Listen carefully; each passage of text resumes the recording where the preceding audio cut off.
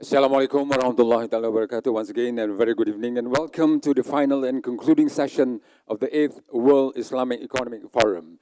And for this session, we'd like to kindly invite the chairman of the WEF Foundation to invite and accompany our special guest, His Excellency Mr. Alan Duncan, the Minister of State for International Development of the UK, also Sir Edward Lister, Chief of Staff and Deputy Mayor, Policy and Planning, City of London, together with Bagatan Sri Ahmad Fuzi Abdul Razak, the Secretary General of the WIEF Foundation, onto the stage. Ladies and gentlemen, and to begin this session, it's my pleasure to now firstly invite Tan Sri Ahmad Fuzi Abdul Razak, the Secretary General of the WIEF Foundation, to present the 8th WIEF statement. Dipersilakan. Bismillahirrahmanirrahim. Assalamualaikum. I have great pleasure in reading the Johor Bahru statement on the 8th WIF dated 6th December 2012, Johor Bahru, Malaysia. The 8th World Islamic Economic Forum, with the theme Changing Trends and New Opportunities, was held in Johor Bahru on 4th to 6th of December 2012 against the backdrop of continued uncertainty in global financial markets, ongoing concerns about the stability of the Eurozone, and questions about the sustainability of Asia's export-based growth model. The forum was opened with a keynote address by the Honorable Datuk Sri Najib Tun Abdul Razak, Prime Minister of Malaysia. The forum also saw the attendance of Their Excellencies President Ikelilu Donini of Comoros, Deputy Prime Minister and Minister for Finance Tharman Shanmugaratnam of Singapore, ministers from Pakistan, Qatar, the UK, Morocco, Turkmenistan and Tatarstan, the President of the Islamic Development Bank, Chairman of the Moro Islamic Liberation Front, Chief Executives of leading corporations, thought leaders and decision makers from the private and public sectors, women and young entrepreneurs, as well as representatives of creative arts. The 8th WIF attracted over 2,100 participants from 86 countries.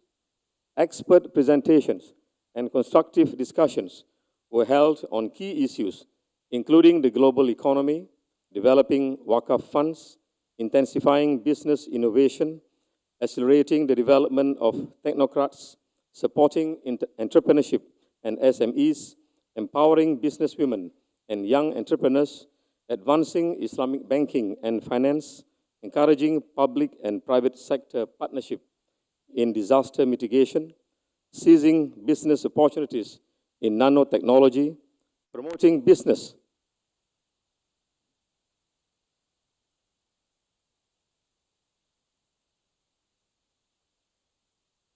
and investment opportunities in ASEAN, Johor, Comoros, and Mindanao, protecting the environment and enhancing leadership.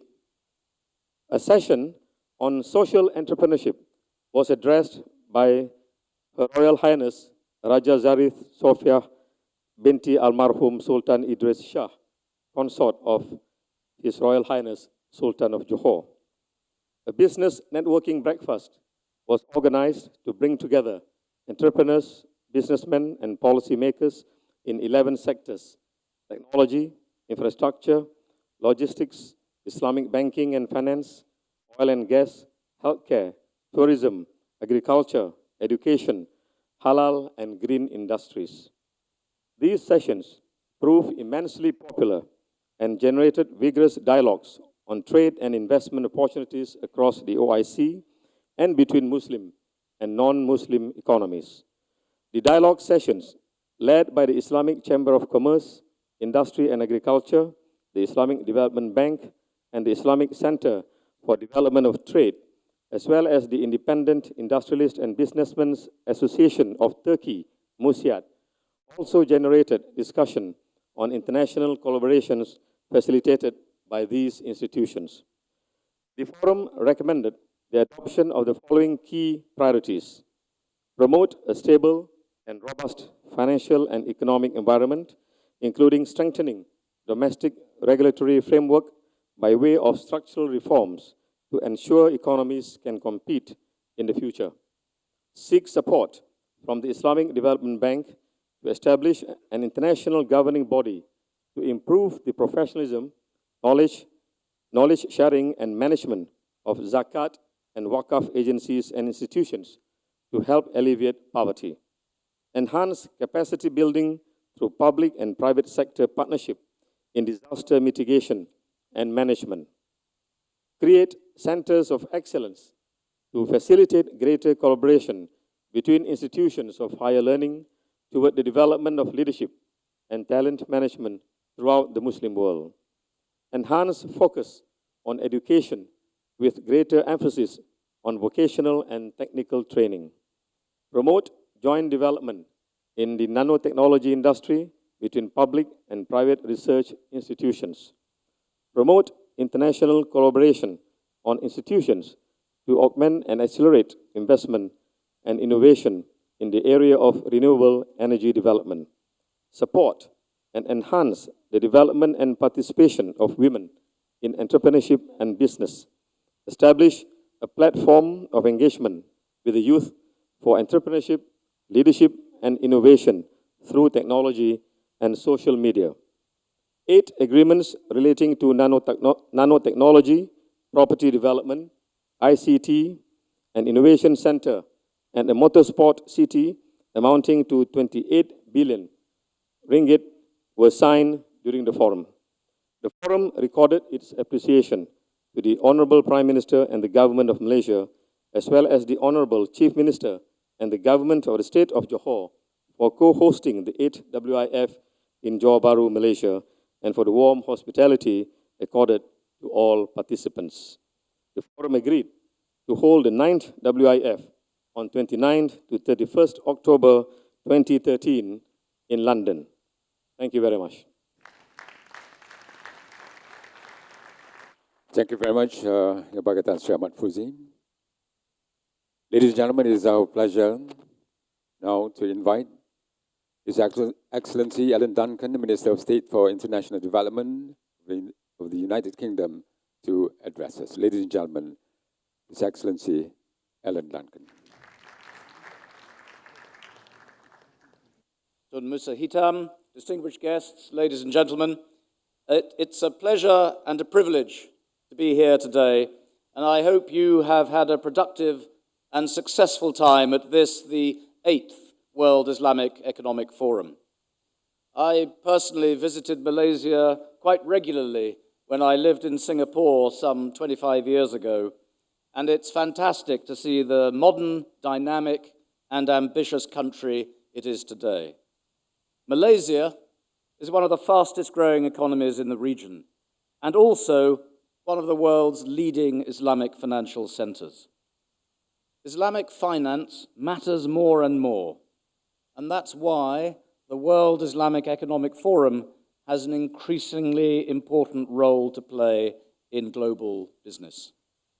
This annual event is an excellent platform for bringing together leaders from government, business, media, and culture, and elsewhere besides. And it also provides a stage for sharing what the Islamic world has to offer, and as a meeting point for all cultures.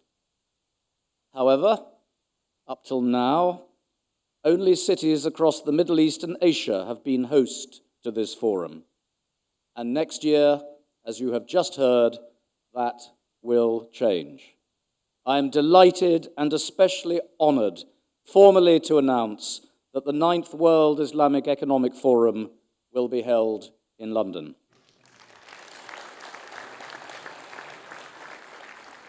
Following on from the 2012 Olympics, it will be another opportunity for London to show how it is one of the world's most open, multicultural, and multi-faith cities, as well as the leading center for Islamic finance in the West. As we showed the world in those wonderful Olympics and Paralympic weeks last summer, London is a diverse, vibrant, and tolerant city with a rich cultural heritage, and it's home to people and communities from all over the world. The UK also has a depth and breadth of experience in financial and professional services that simply cannot be found anywhere else. An unrivaled concentration of capital and capabilities means that more overseas financial institutions and investors choose to do business in the UK than in any other country. At the heart of the UK financial services sector is London. It's the home of the offices, branches, and headquarters of almost every major international bank and financial institution in the world. The London Stock Exchange is the most international of all the world's stock exchanges, with around 3,000 companies from over 70 countries trading on its markets, and it has a proven track record in sukuk issuance, having listed 43 with a total value of $24 billion. We're also a leading global centre for fund management. UK-based British and foreign banks initiate more cross-border banking than those in any other country, and they are the largest financiers, too, of emerging markets. And we also have the world's largest international insurance market and the largest markets for foreign exchange and interest rate derivatives. Given this high level of international expertise, I'm delighted to see such a strong selection of UK-based firms represented here today. Now, the UK is, of course, no stranger to Islamic finance and to Islamic banking. Indeed, London has more Islamic banks than any other Western European country, 22 banks, in fact, of which 6 are fully Sharia compliant. In addition to the big 4 accountancy firms, all of whom have well-established Islamic finance services, the UK also has nearly 30 law firms operating substantial Islamic finance departments out of London. Not only this, but it also has more than 10 universities and business schools offering qualifications in Islamic finance. And only this morning, I had a breakfast meeting with major UK investors in Malaysia, one of whom, Aberdeen Asset Management, explained to me that they are the first ever UK company to have received authorization for their 2 Islamic-compliant unit trusts. Islamic finance is also starting to play a crucial role in infrastructure development in the UK. For example, the Islamic financing to redevelop the Chelsea barracks represents the biggest Sharia-compliant real estate project in the UK. London's iconic Shard skyscraper in the city was also primarily financed by Sharia-compliant investment products. So there's no doubt that Islamic finance is becoming an integral part of the international financial system. With an estimated annual growth rate of 10 to 15%, Islamic finance is likely to become an increasingly important financial market in the future. By 2025, the industry is forecast to be worth nearly $2.5 trillion. It also has the potential to stimulate significant sums in savings and to offer flexible finance for small businesses. So I'm particularly excited about UK Trade and Investment's plans to host a business event which will run in parallel to the WIEF in London next year. The event will be in the style of the British Business Embassy that ran alongside the Olympic and Paralympics and was the centerpiece of our business engagement during the London Games. So taken together, the entire British Business Embassy programme was the largest series of trade and investment events ever undertaken in the UK, and it earned Britain a high reputation for holding such first-class events. Ladies and gentlemen, next year's World Islamic Economic Forum will enable business delegations around the world to do business together, which we will facilitate through a series of dynamic business panels, interactive workshops, breakout sessions, and networking events. And we won't just be focusing on financial services. Businesses will have the opportunity to find out more about partnership and investment openings across UKTI's other key priority sectors, such as infrastructure, education, the creative industries, ICT, and healthcare. We will also be inviting a mix of speakers, including leaders from the international and UK business communities. So there are clearly tremendous opportunities for our countries to work together, sharing skills and experience. Britain will continue to integrate its financial services industry with the international Islamic finance sector and will build on our partnerships, our strength, and our expertise. So I am delighted that next October, London will host the 9th WIEF, and I look forward to seeing all of you there. Thank you. Thank you very much to His Excellency Alan Duncan, the Minister of State for International Development, UK. Ladies and gentlemen, with great pleasure, I now invite Sir Edward Lister, Chief of Staff and Deputy Mayor, Policy and Planning, City of London, to address us.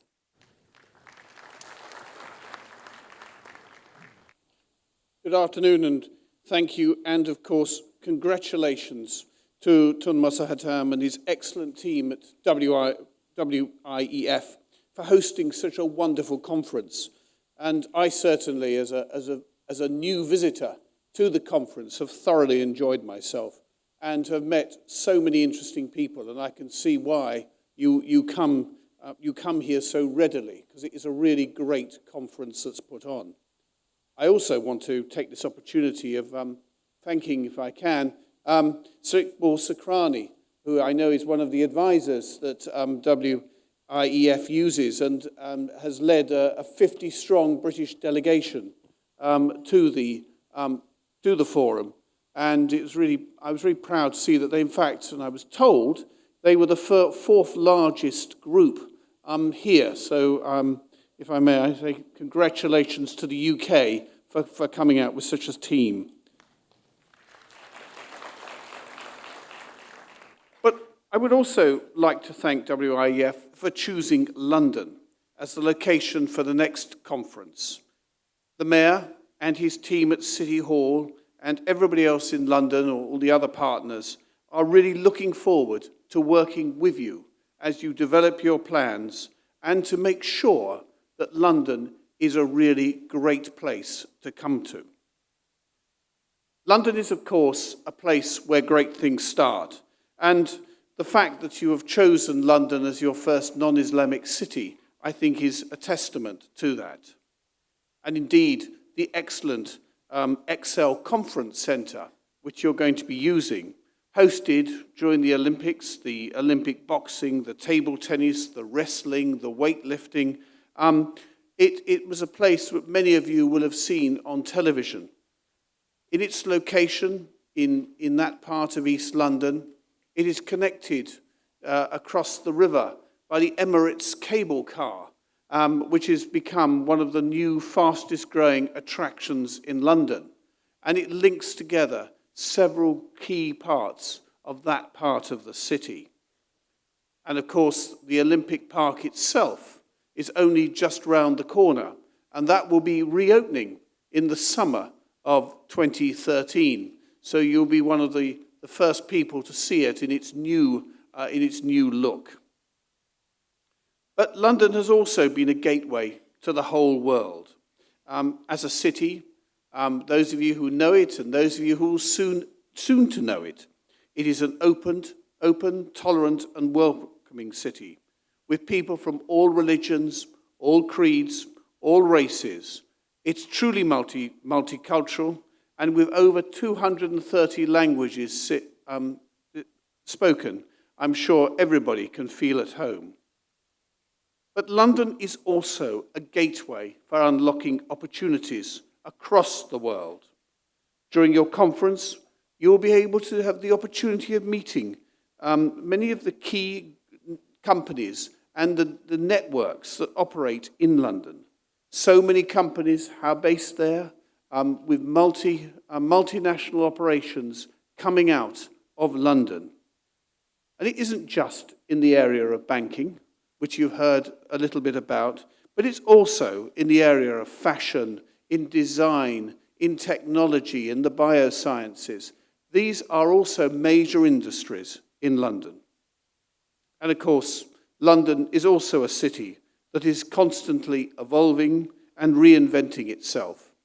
It's worth remembering that it was actually established as a city by a bunch of pushy Italians over 2,000 years ago when they established and moved there. And it has grown ever since with different waves of immigration that have taken place over those years. So it is a city that is always, always changing, and there's always something new. But it's also a city of great opportunity, and one I know you are going to enjoy coming to, and I know it is a city that will be a great place to host your conference, and you are very, very welcome to London next year.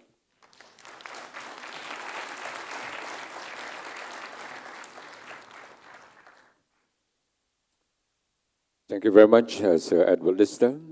And it's our pleasure now to invite the Honorable Tun Musa Hitam, Chairman of the WIEF Foundation, to give the final vote of thanks. Dengan segala hormatnya, dipersilakan.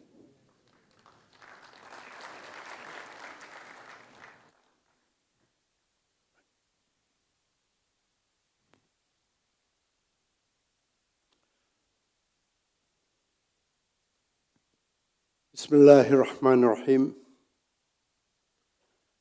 Assalamualaikum. Good afternoon. Excellencies, ladies and gentlemen.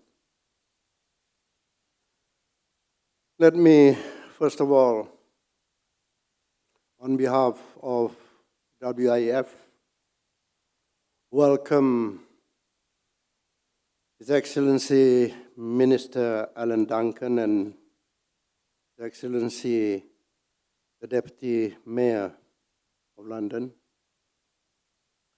for their presence here this afternoon at this closing session of the 8th WIEF. I do this at the beginning of my address simply because in the past 7 years, at the closing ceremony, at best, we would have only one foreign VIP standing before us and making statement. But perhaps it's a very symbolic indication of what is coming next, that we are privileged to have a minister as well as the deputy mayor speaking at this ceremony to announce the next site or venue of the 9th World Islamic Economic Forum.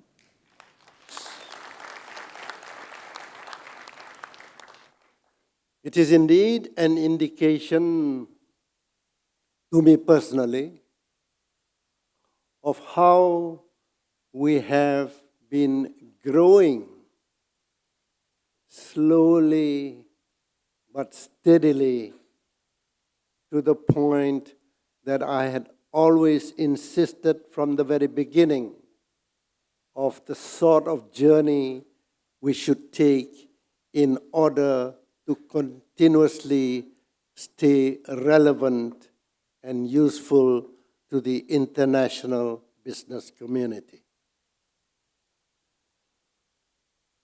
A great number of people have always been asking me how relevant we are and how different we are by the way that we conduct ourselves with the annual fora. Most insisting that we are just one of those talk shops that exist and even proliferate in the world at large.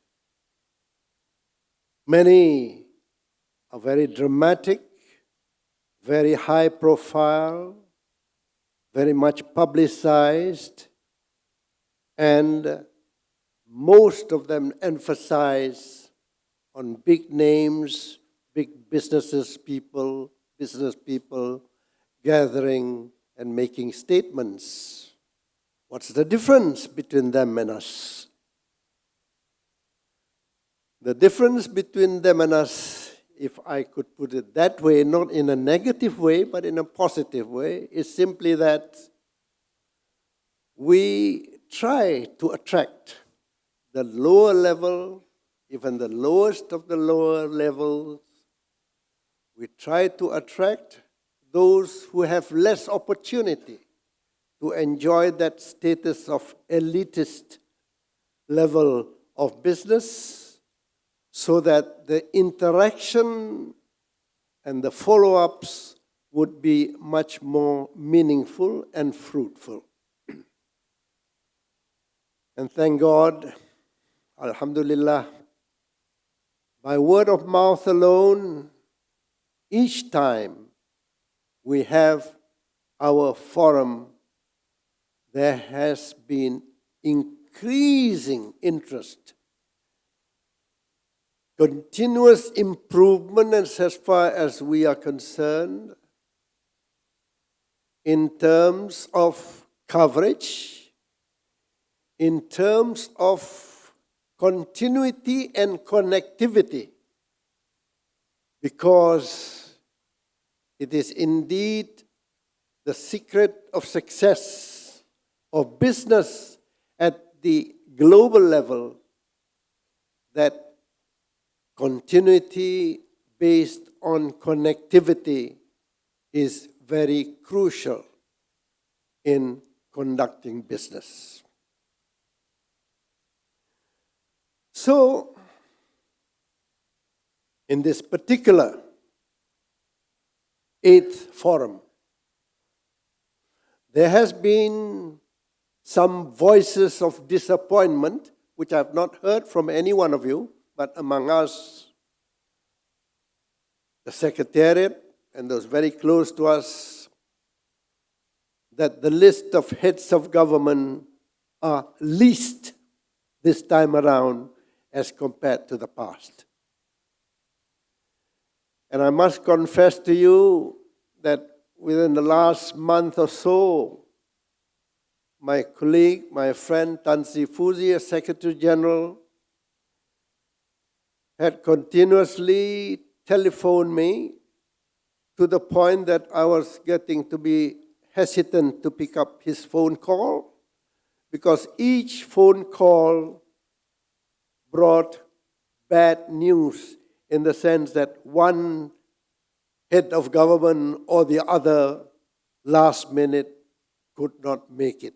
We understood the reason, but never mind. That was bad news to us. And I thought that was really bad news in terms of attendance by others. But finally, my response, in order to encourage everybody to Tan Sri Fuzi, was simple. I said, don't worry. There is always hikmah behind it. God's will with hikmah, there's always something that is good. There must be a reason for it.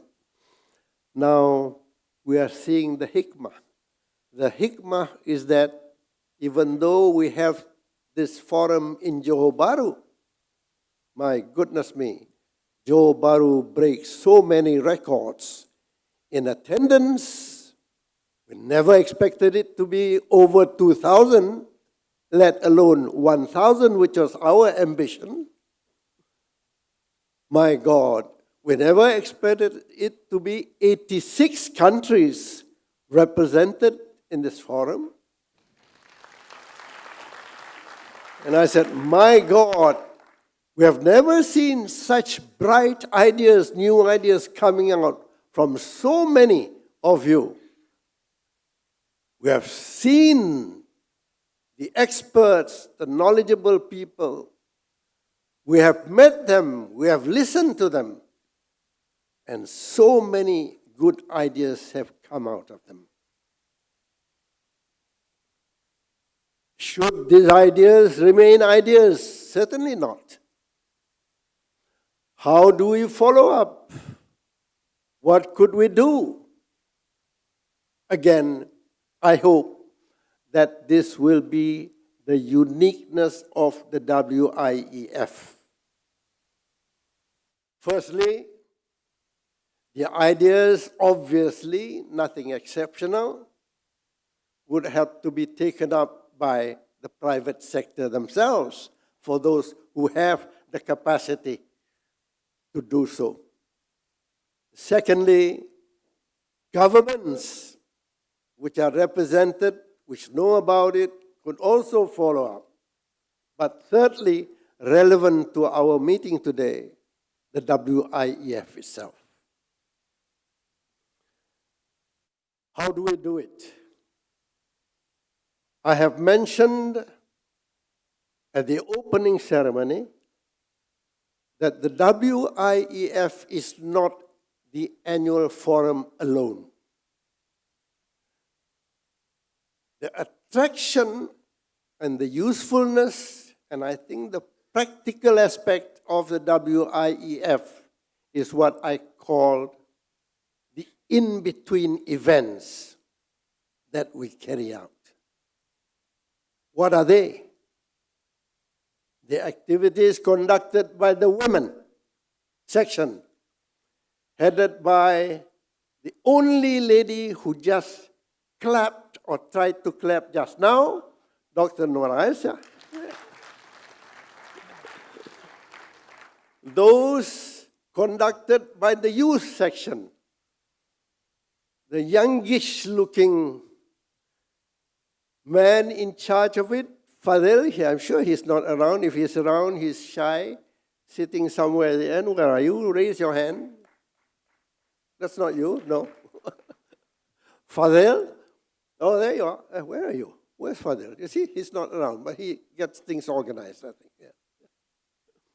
And the activities that come under the general activity conducted by the Secretariat itself. The women's sessions that are held about twice a year in between, as well as the youth section.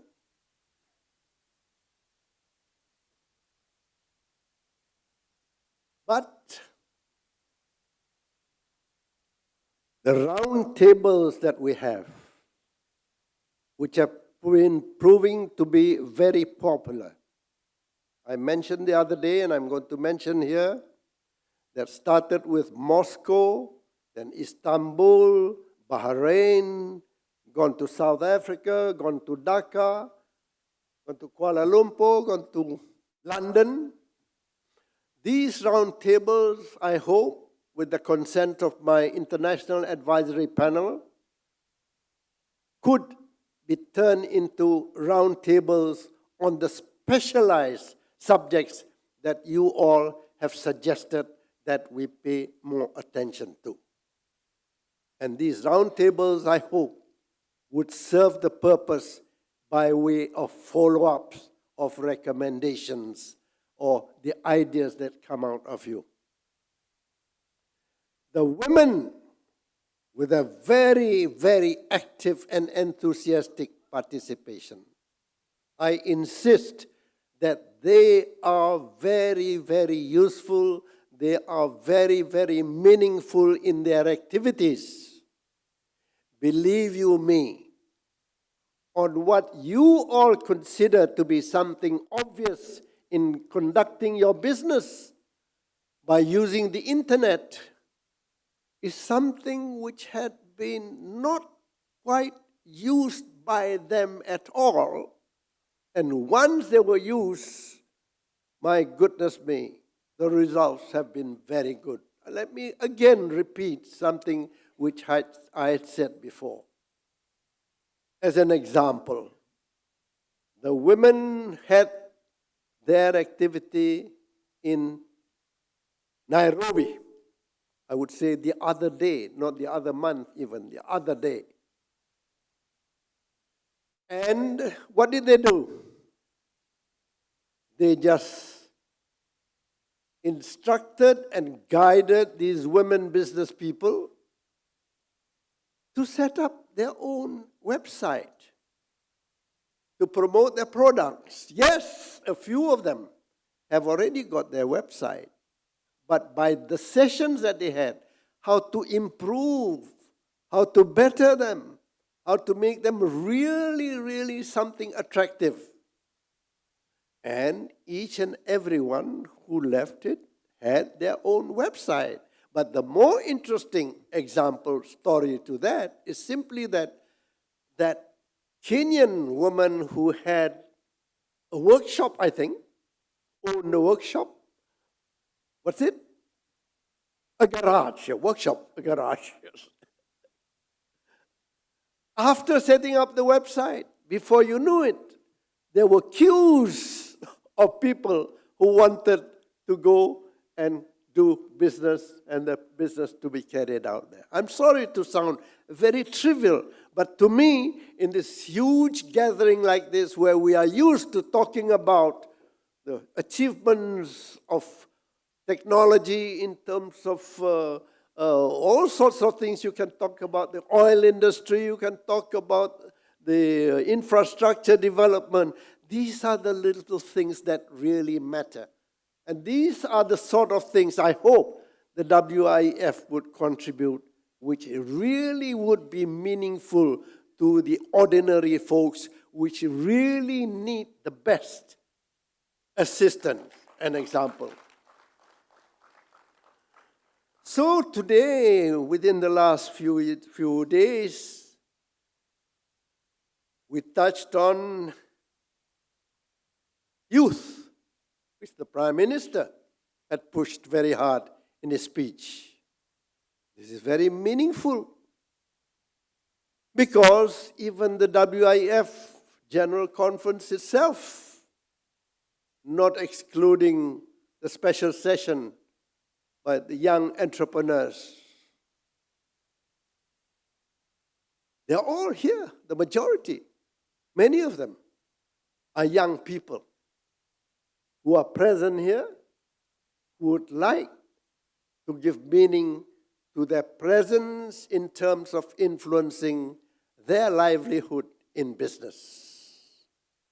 We touched on technology, especially my favorite subject, which I've been mentioning often enough, maybe, too often perhaps, but nanotechnology, and how nanotechnology is going to be helpful in our daily lives for the betterment of our lives. It is less known now, but increasingly known and increasingly going to be useful. We talk about Waqaf, how Waqaf could be used beyond the real estate only, dealing with it, and about the need for good management of Waqaf. We talk about education. And we talk about the obvious thing in education, but much neglected, about teaching the teachers. Teaching the teachers. Upset the teachers by us telling them, but that is very crucial. Now,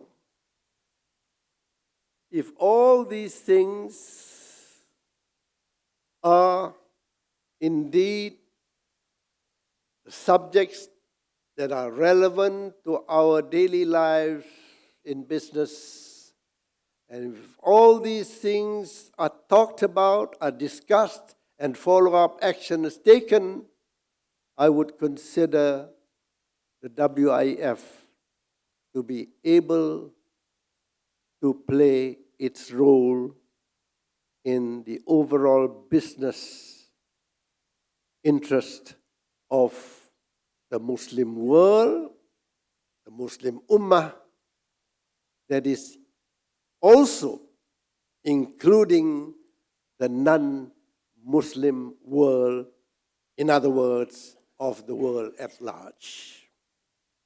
ladies and gentlemen, you know, for those who know me well enough, maybe you would say that Musa does not seem to be as spirited as he used to be, especially at closing ceremonies. It has nothing to do with you. It has nothing to do with WIEF. It is something to do with my age. Because from the very start, Mr. Minister, that day, while talking, I was actually already wiping my nose often enough.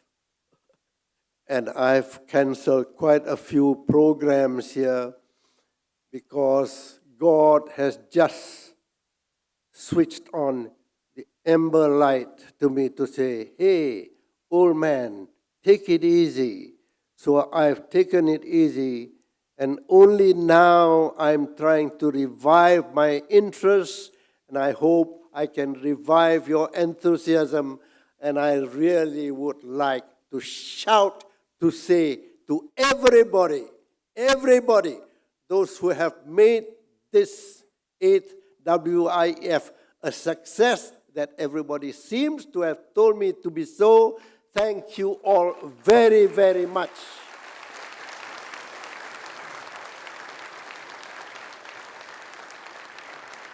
And special thanks, we have thanked all the others, special thanks to the volunteers, has reminded me, remember that yellow amber light. So could you stop? Thank you very much. Sorry. Yes. I'm supposed to officially close the 8th WIF. I hereby declare the 8th WIEF to be closed. Thank you. Ladies and gentlemen, the Honorable Tun Musa Hitam, Chairman of the WEF Foundation. Thank you, Tun, for keeping the flag flying and for fueling the fire as WIEF goes from strength to strength. And I think London next year will be the first non-Islamic country that will host the WIEF, and that certainly accounts for something. Well, ladies and gentlemen, to record this auspicious occasion, we'd like to invite our guests, yes, for a group photograph.